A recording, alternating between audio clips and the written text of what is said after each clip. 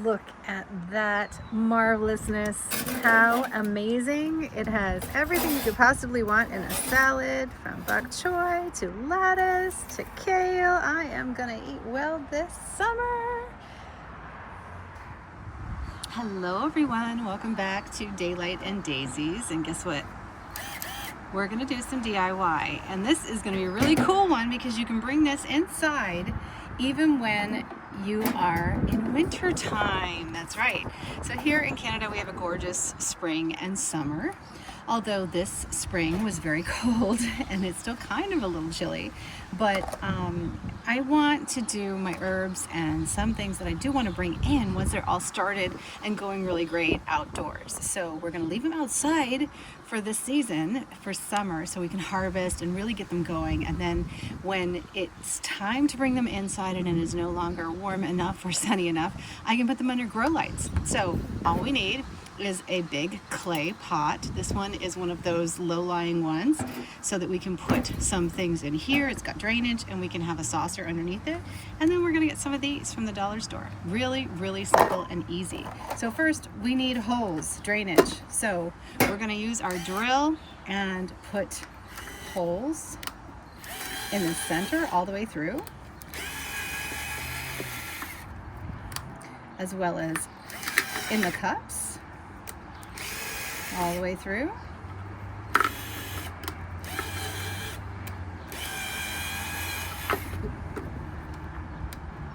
And just make sure you go slow so you don't crack them.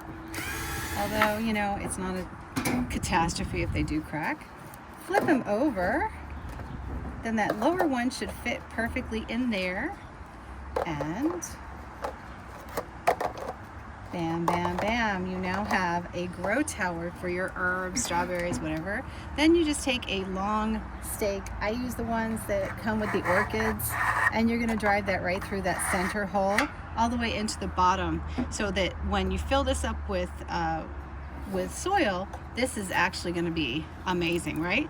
And then when you bring it inside, or even when you're outside, put it on a lazy Susan so that you can turn it, and that way all the time you're constantly rotating it so it gets even sun all the way around your beautiful tower. You can go as high as you want too. It just depends on if you have enough stakage. So the longer you have, and I know, like, wire works, waterfall, you could put a tiki bar through it, except that the hole would have to be larger. I just use these. I think they're great. And also, if you get waterfall orchids, they have the really, really long, tough wires. You could straighten it out and put that in there as well. Or you could just build two of them about this height. But this is such a cool idea, right? So we're gonna start just by filling up the bottom. So we have our drainage hole. We're gonna take the label off here so that the drainage hole is open. See, little drainage hole all the way in the bottom. We're going to fill it up with really good organic potting soil, and a little bit of mulch too. I like to use mulch. Mulch works out in the bottom of my containers. You can also use little rocks, but I think mulch is my preference these days because I have a really nice cedar mulch, and it also adds nutrition to the soil, right? So as you're going along, it's going to break down and give nourishment to your soil. I also like to mix into my soil things like perlite, worm castings, all kinds of good stuff, because you can use your compost, because you're going to be growing organic vegetables, so you want to kind of put in a nice bit of organic fertilizer. So we're going to fill it up like that much and see if that fits well. What we want is we want them to sit in there well, but not overly stuffed. And then you're going to add soil to the sides so that whatever you plant in there has soil as well. And we can take this off. Makes it much easier. So I'm just back filling in the soil there, and this is going to give me that extra little bit of soil, but it's also going to hold this whole entire structure in place. Isn't this so cute? I like the green.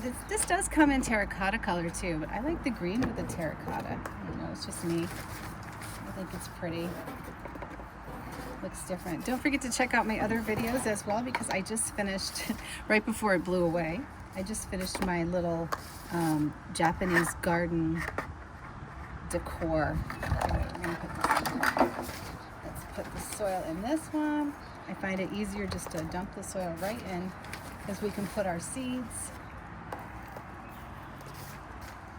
in here. I want to know your thoughts on composting your leaves. Do you like to put your leaves and your cuttings in your compost, provided that they're not sprayed with any pesticides or anything bad? Because I believe in leaf mold, and I think it makes a really great mulch. I haven't had any issues with it, and I noticed that a lot more green stores are covering their trees instead of just mulch. They're actually letting the leaves that fall off the trees go into lovely. And this is going to water itself too, because we put the holes in there, right? That's a cool thing.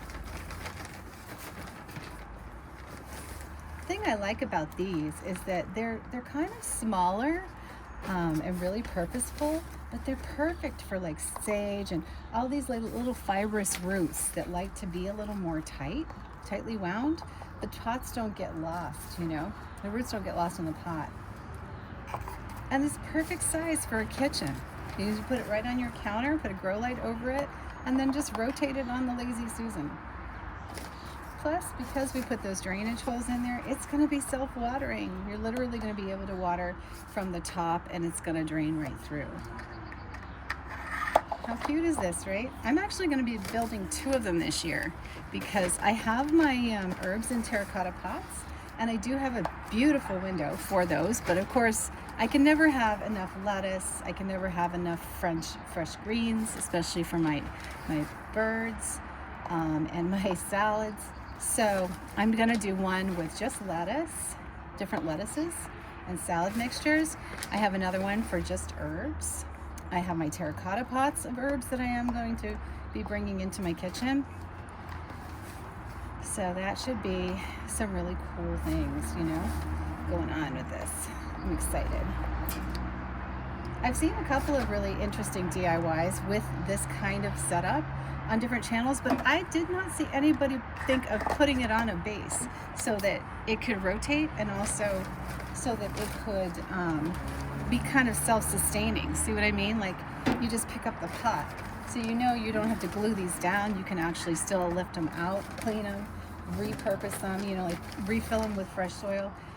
The ones where they glue the towers down, I feel like it's a good idea, but it's unnecessary. And I like being able to remove these and restack them.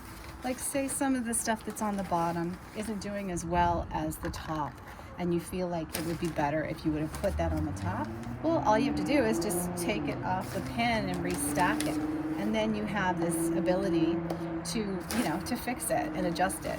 And then what happens if something doesn't take, or something's really over and you'd like to switch it out? It's kind of hard getting in there, right? Well, if they're not glued together and it's just like this, then you can just unstack it, clean off one, and if you want to replace the soil or, re-energize the soil, you have the freedom to do that without. Here we go. Is that awesome? So there we go. There's our little tower. And again, if you want to go higher, you're welcome to do it. I love it this way. This is, plenty for me. Look at how much. I can put so many goodies in here, and I'm really excited to get started.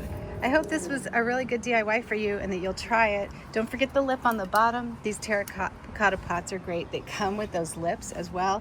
So I'm going to be using the plate and a Lazy Susan, and boom, we are going from the outdoors to the indoors all season long.